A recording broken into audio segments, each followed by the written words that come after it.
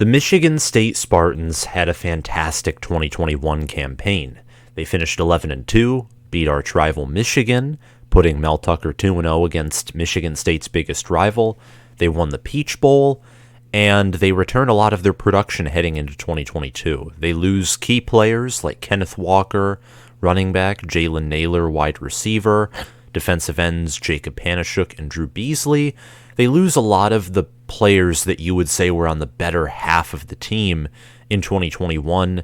They return the entirety of their secondary, the majority of their linebacker core outside of Quavarius Crouch, all their D tackles, some of their offensive line, and quarterback Payton Thorne. Michigan State entering 2022 has been picked to finish fourth in the Big Ten East. It's a comfortable position for Mel Tucker and his team to be in once again the underdog position. And Mel Tucker and his team have clearly stated that their goal is to win every game on their schedule and bring a championship to East Lansing. Today we're going to be following a series of videos that I had previously done talking about the best and worst outcomes for each team, and I plan on doing a video on Michigan and Penn State and definitely another team or two before week 1, and probably I'll try to do it all before week 0, but we'll see. Today's all about Michigan State, though. Talking about Michigan State's best and worst possible outcome, and then reinforcing my prediction, which is nearly smack dab right in the middle between the best and worst outcome, in my opinion. So sit back, relax, grab some popcorn or food, and enjoy this talk about Michigan State football. If you're new to this channel and you love Big Ten football, Michigan State football, Michigan, Ohio State, Nebraska, any kind of Big Ten football, make sure to hit that like button, hit that subscribe button, click the notification bell, and comment your thoughts on this video down below.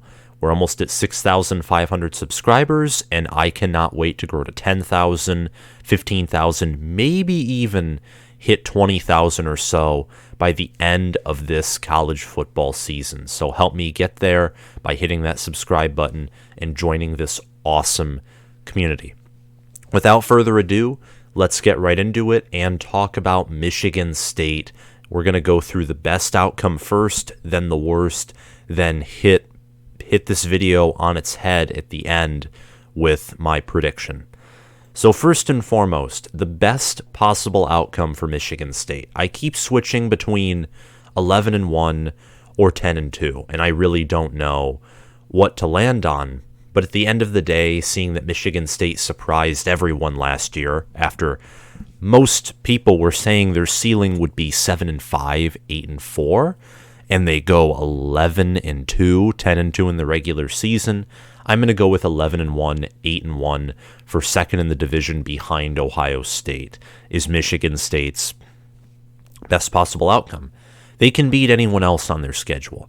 They can and should win at Washington. I view that game as a possible trap game, but it's one that Michigan State, if they are a good team, if they are a top 25, top 20 team like I think they are, they should win that Washington game, and they should win it in a modest to dominant fashion. They can beat Minnesota and Wisconsin, travel to Penn State and win.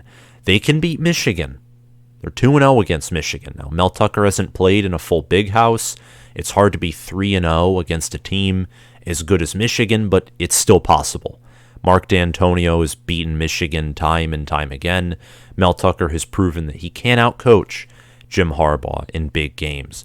The one team that Michigan State has not even been competitive with that they have faced is the Ohio State Buckeyes, and I think that will be the case once again this year. Ohio State matches up far too well with Michigan State at every possible position.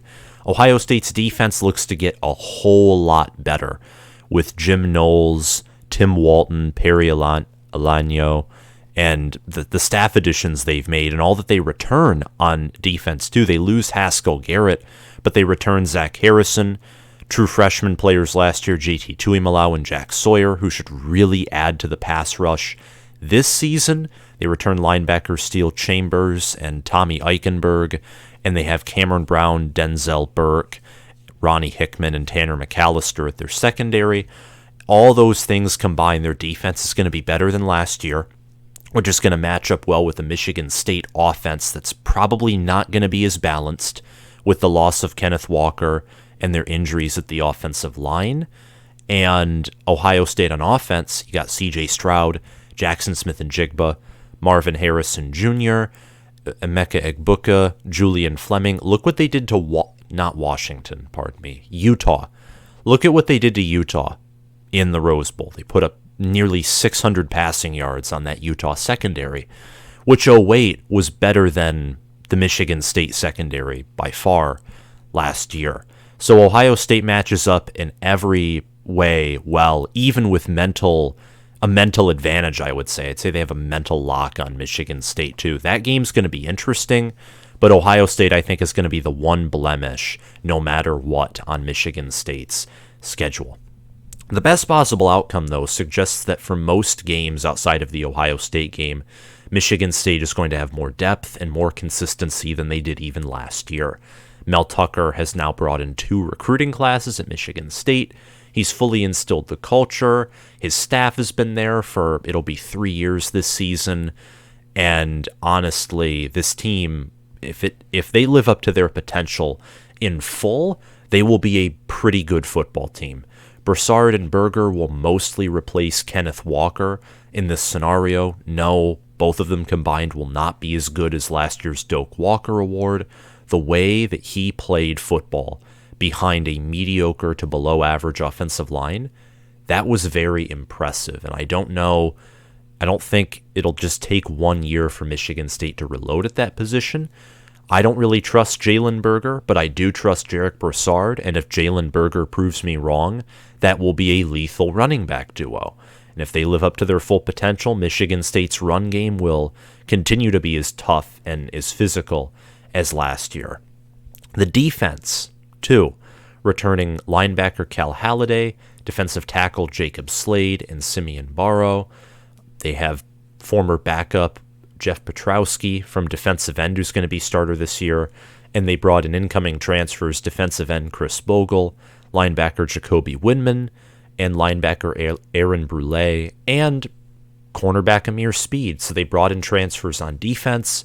Their entire secondary returns from last year, which I don't necessarily know if that's a good thing, but bringing in Amir Speed at least helps, and I think for sure he is going to be the best coverage player on that team in the secondary. I think by a mile he will be the best secondary player when it comes to coverage. I'd say Xavier Henderson overall, but especially for his leadership, would be the overall best secondary player. The defense, this defense is top 25 and beyond potential, I think, despite the weakness at secondary, which I think, well, the secondary is in a tough position because of how bad they were last year. The fact that they have a lot of returning production there, but they're not really proven at all. The talent there seems to be busted or wasted by Harlan Barnett, who also is proving himself to not be a good recruiter for this 2023 cycle. So I think the secondary is somewhat permanently handicapped. But the front seven, especially the run defense aspect of the front seven, that is the potential to be elite with the depth. The depth at linebacker that Michigan State has, their defensive tackle room, which I think is one of the best in the country, and their defensive ends, they lost both their starters there last year, but Chris Bogle is 4-star talent from the SEC. Jeff Petrowski had a pretty good season last year for being a backup, and you have Brandon Jordan there, the pass rush specialist who's worked with several NFL guys. That front seven, I think, is going to be deadly, and I think overall is, even in my own prediction, and we'll get more into this later, that's going to be the identity, I think, of this year's team, is the front seven. As the offense kind of takes a step back with the O-line and run game, the secondary does improve, but not enough. This front seven, especially if it lives up to its potential, will be scary. And trench play, too. That includes trench play, because the defensive front four, the offensive front five. Trench play, if it's great, Michigan State will have its best outcome. This includes on the offensive line and the defensive line. The offensive line, a lot of guys were injured this season, but with guys like J.D. Duplain and others, Nick Samak, The one guy that's coming in from Washington State, I think his name's Brian Green, who's played offensive guard and offensive center. Yes, all of those guys, Jarrett Horst as well, Spencer Brown, if they're all healthy, and if Chris Kapilovic lives up to his reputation and more, and in full, trench play will be great. If the offensive line improves from last year, the run game might look pretty similar, despite having worse running backs because of a more consistent and healthy offensive line. The pass game will flourish as a result because Payton Thorne plus Jayden Reed plus giving Thorne time in the pocket and Jayden Reed time to run his route before Thorne is sacked, that will equal completed pass after completed pass, which will eventually equal a touchdown in the red zone. And finally, in this best possible outcome, Tucker will be 3-0 versus Michigan, which I, as a Michigan fan, that I do not like that. That almost terrifies me, but I will admit and be unbiased and say that it is very much possible. Now let's talk about the worst. I view that 6-6, 4-5 in conference, 5th in the division, probably behind Maryland, Penn State, Michigan, and Ohio State. I think this is the worst possible outcome. 6-6, I do not see this being a 5-7 team. I just don't. I think that they're too mentally tough. They have too many almost built-in wins on their schedule, and I think because of their mental toughness, like look at that Wisconsin win, they're due to upset someone who in this scenario would technically be better than them, simply because they're mentally tough. Their returning production and veterancy they have too good of a quarterback, wide receiver room, too good of a defensive tackle and linebacker room, despite the depth issues they have that I think prevent them from being a championship caliber team. They don't have the depth issues that, let's say, Indiana, Rutgers, Illinois, Northwestern, or even Maryland have, if we're being honest here. The worst, I think, would start off with a game at Washington, a game that I personally do not think should be super close. I think that there's a real possibility it's a single-digit game, but Michigan State should win that game pretty convincingly. They should at least win it. I think if they lose at Washington, and you're a Michigan State fan watching this, your season is due for a massive disappointment. A loss to Washington turns into a home loss to Minnesota, road loss to Maryland, probably a terrible blowout for the third time in a row against Ohio State, and then losses at Michigan and at Penn State. The defense in this would take a sizable step back. The secondary would stay the same, going to the point at the end, and the front seven because of the losses at defensive end, and I don't even know how this would happen realistically to a certain degree, but the defense overall would just take a step back, probably at pass rush because the loss at defensive end, and the secondary would stay relatively the same. Those two things combined would make the pass defense pretty similar to last year. Tuck himself, if he did go 6-6, there would be a lot of questions surrounding him and his program. I myself would question it because 6-6, he's still going bowling. Yes, last year a lot of things went right for the Spartans, but they shouldn't lose, in my opinion, at Washington. And between Minnesota and Wisconsin, part of me does think that they really should go 2-0 against those teams. And if they don't, you got to find a win somewhere, whether it's at Penn State, at Maryland, at Michigan. 6-6 after going 11-2, especially with all the hype produced around this team this year, that would be a huge disappointment. And the entire perception around the program, I think, would be changed relatively quickly, within a few weeks to a few months, especially if the worst played out. And like I have on this schedule, MSU somehow started out 2-4. That would be a program-changing start, and not in a good way. The run game, also, that would be pretty mediocre in this scenario. The offensive line would most definitely take a step back here, and this is assuming that depth probably isn't fixed either. Injuries continue to happen. In this worst possible scenario, you can assume that Jalen Berger probably is almost a non-factor, and it might just be Jarek Broussard, or maybe it's Jordan Simmons, Elijah Collins, Devion Prim, And, I mean, Michigan State's running back room is deep, but I'm more concerned about the offensive line in regards to the run game than I am the running back room, with just all the injuries that have happened, the fact that they were so thin during the spring game.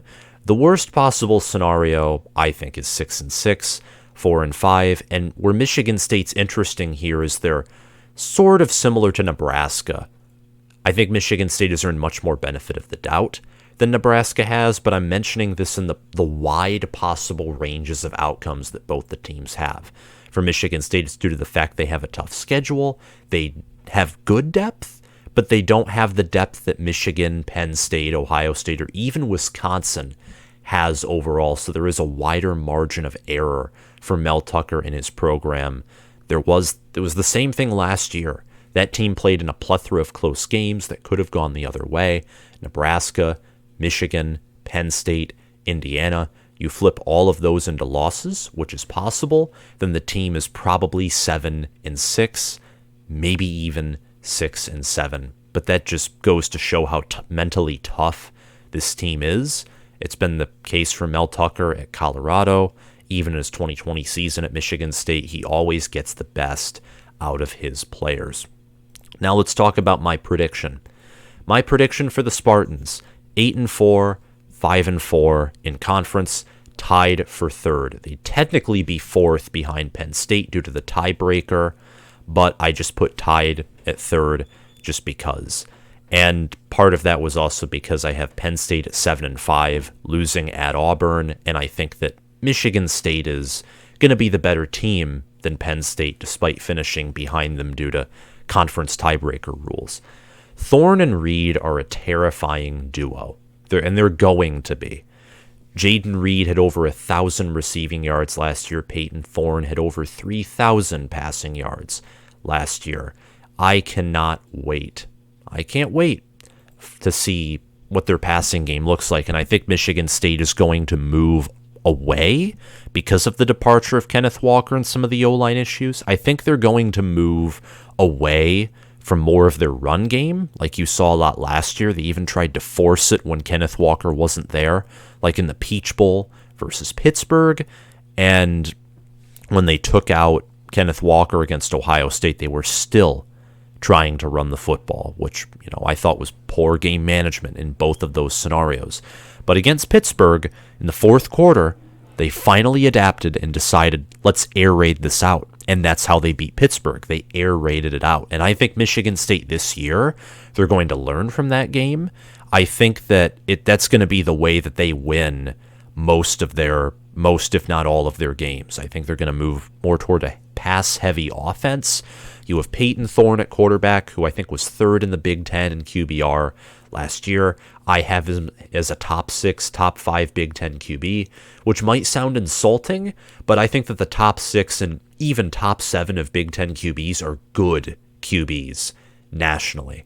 And that combined with Jayden Reed, Keon Coleman, Trey Mosley, Monterey Foster, tight end Daniel Barker and Malik Carr, and running back Jarek Broussard and Jalen Berger too, that's going to really help out Payton Thorne. Payton Thorne has weapons everywhere at skill positions, and him and Reed especially, Reed doubling as someone who is dangerous at returning punts and kicks, returned 2 of them for touchdowns last year.